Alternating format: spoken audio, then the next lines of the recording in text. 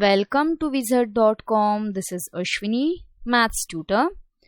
Our question is ABCD is a trapezium with sides AB and CD being parallel to each other.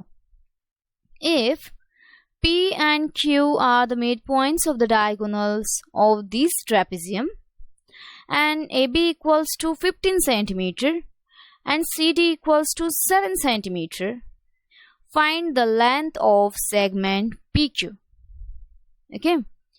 Now suppose trapezium ABCD.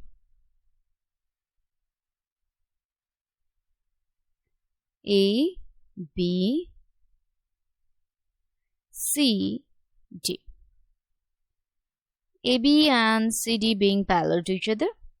P and Q are the midpoints of the diagonals AC and BD. Suppose this is P and this is Q. Join this. As by the theorem, we know that the line segment joining the midpoints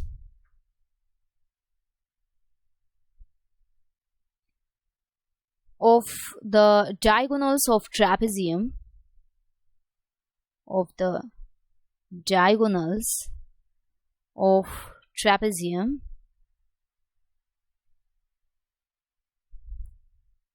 is parallel to each of the parallel side.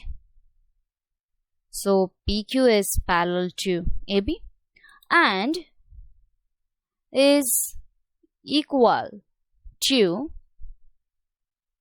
half of the difference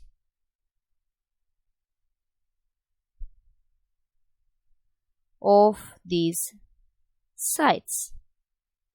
Okay, so PQ will be half of the difference of AB and CD. So it is 1/2. AB is given as 15. CD is given as 7. AB equals to 15 and CD equals to 7. So it is 1/2. 15 minus 7 means 8. That is, it is 4. Hence, PQ equals to 4 centimeters. So our correct option is option D, which is 4 centimeters.